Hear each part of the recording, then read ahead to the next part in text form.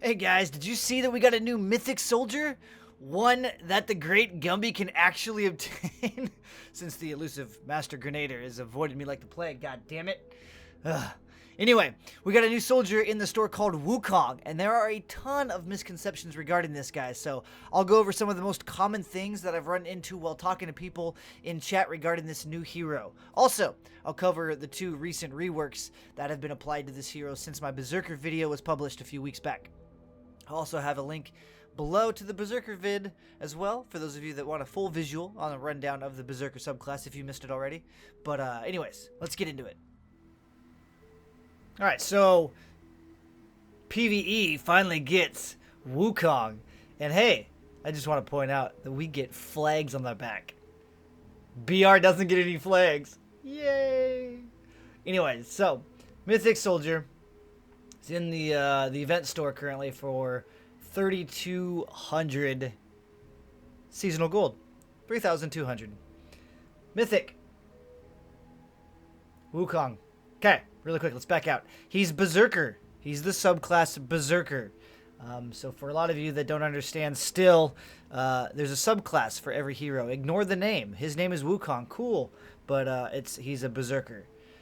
So Berserker is the same as the Berserker Renegade. Oh, he's also the same as Berserker Headhunter, the lunar event soldier.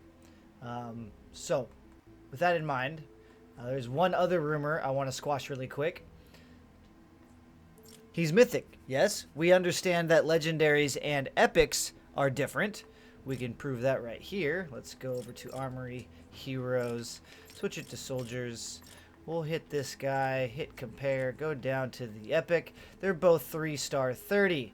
There's the difference between a legendary and epic. For any of you that actually wanted a side-by-side comparison, you got 79, pretty much 80k health on the legendary, 67k on the Berserker.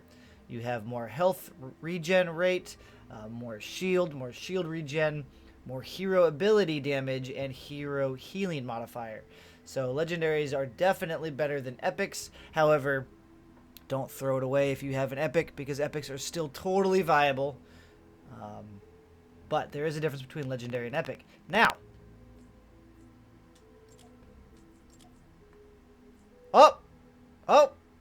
legendaries and mythics are the same. Just saying. Health is the same. Health regen rate is the same. All the stats are the same. And this is something even a lot of my regulars that have been playing forever didn't think was the case. And probably most of you also. Legendaries and mythics are the same. A mythic just means they're harder to obtain.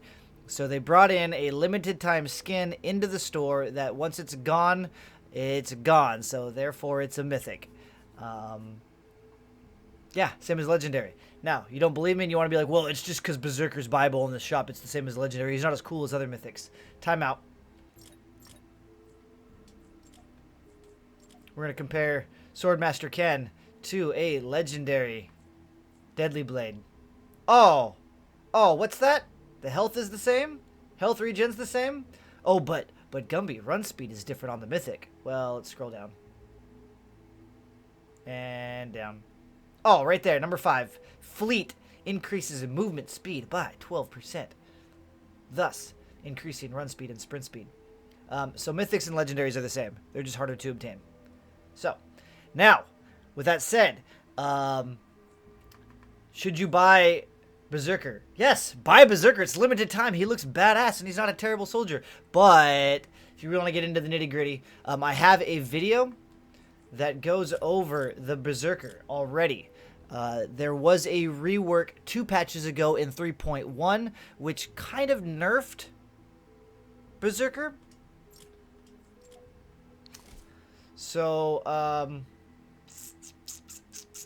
don't know. It's up to you. So, the cool thing, though, in 3.2 that just launched 2 days ago, they replaced the support squad bonus perk from Berserker. So if you don't have a Berserker, I would recommend getting one. If you've got extra gold, but you don't think you'll ever play the Berserker class, the tactical and the supports are really strong bonuses. So if you have super hard RNG, you can't get spring tickets, you don't have a Berserker, and you can buy this guy from the store, I recommend doing it for at least the support and tacticals. The tacticals will change your Shockwave, your ground pound, for any soldier that ground pounds into a stun versus a knockback. I prefer the stun far more than the knockback. The knockback, I don't know. I like the stun better. The knockback, the difference, and here's just a random scenario that's not very common, but I threw a grenade off the cliff, or off of one of my bases down below to a cluster. Somebody ground pounded, knocked everybody out of the way. My grenade hit nothing. Also, they just stand back up and they walk again, whereas this is at least a 2.5 second stun. Also, if you have weapons that have that very rare situational perk of damage to stun, stagger to knock down, during these 2.5 seconds that they're stunned, you get that perk active. Whereas when they're knocked down, it's still active, but it's a little more awkward. So this is a strong tactical. They changed the support from like I don't know which one it was. It had to do with your energy. I don't know if it was regen or what it was. I never used it. I don't use energy perks. But so now it's assault damage. This is actually the mythic assault, or the mythic master grenadier support bonus. So assault damage. This increases your assault weapon damage by 24%. This is big. This is 100% of the time. This is static increase of damage. This also stacks with heroes that are soldiers that are assault damage builds. So like Special Forces already has 24% damage increase to assault rifle. Love Ranger Jonesy, aka the Survivalist, also has 24% assault damage. This stacks. This adds up. This is 48% combined. On top of whatever you have, if it's debilitating shots, and then the all soldiers also get advanced tactics and debilitating shots. So that's good. That's good. Now, the rework on Berserker, on why they nerfed it, I don't know why they nerfed it, but what they did was they added Kneecapper into slot 30, which now makes your debilitating shots 9% per stack instead of 5. So debilitating shots, again, for those of you that don't know or haven't seen the video, stacks 5% of damage 3 times onto a target that you shoot. So you shoot them 3 times, 1, 2, 3. You've done 5, 10, 15. Now you have a 15% damage increase to that target for you and your teammates, right? So they added Kneecapper, which changes that 5% to 9%. So now you're at 27% increased damage after 3 shots, okay? That's good. So that means your gunplay, your all-around uptime is doing better damage. So that's a buff. What they did to do that is they removed... This character had a unique reload to where when you emptied your clip 100%, I can't remember the name of it, I'd have to go back to my other video, you increased your reload speed by like 30% or 35% or 25%. Anyways, you got cool glowy hands, and you reloaded faster. Reload for me is huge. I can't stand not having reload. There's too much downtime in between shooting when you don't have reload. So they got rid of that. So that for me that was a hard one to stomach. So the other thing that they did to nerf this character was the war cry on Berserker.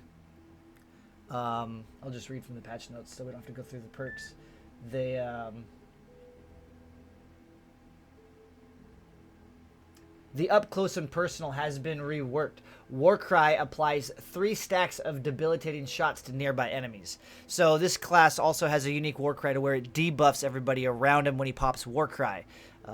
It used to be 45% damage.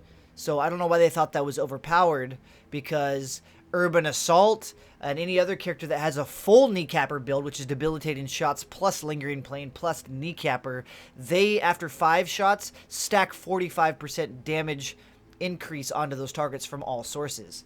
So that's already in the game. This character basically popped Warcry, applied 45% damage to everything. It already ignored your additional debilitating shots, so you couldn't stack it on top. It just replaced it with 45, so you went from 15 to 45 for the 15 seconds or 10 seconds that Warcry is active. They nerfed that down to 3 stacks of debilitating shots. So technically now that this character has Kneecapper, 3 stacks of debilitating shots is 27. So they nerfed it from 45 to 27. So it took me a long time to stomach it. I do still enjoy playing Berserker. Berserker, in my opinion, was stronger, and now it's weaker. But it's still fun. Another cool thing, if you haven't seen the video, just really quick before I keep rambling on about Berserker, is the Shockwave. If you lose your shield, you get a free Shockwave. So you can always open up into a crowd, Shockwave, take some damage, Shockwave, and get out. So it's a lot of fun. I've played a lot of Berserker over the last couple days on stream, and I will continue to, even now that I have three star 30s of the damn class. So, quick rundown on the Mythic. A lot of rumors, a lot of things people don't understand. Mythic's the same as a Legendary. Yes, he's worth it, especially for the support and or the tactical. His playstyle is fun and unique still. He's not as strong as he used to be. I need to stop saying he, because there's a he and a she. So, yeah. I would pick him up. If you got the gold, pick him up. Plus, BR doesn't get the flags. So there you have it. Hopefully that clears the air for a few of you and helps you decide on whether or not you want to purchase the Berserker. Just right quick, I'd like to give a quick shout out to my buddy RandomPokerGuy. He is one of my moderators in both my Twitch channel and our Discord. He has been around for almost 3 years now. He's a Battlefield Hardline guy from back in the day. He's active in chat and in Discord. He's actually just getting in to save the world as well himself, and has been pretty active lately in helpful discussions in both places as well. He's also the annoying Romanian that debates about vertical sound in the recent BR video. Ooh, flamed. Anyway, that's it for me. I hope everyone is having a great weekend, or is going to have a great weekend. I'm off to work, unfortunately, so yeah, I'll see you all in the next one. Bye-bye now.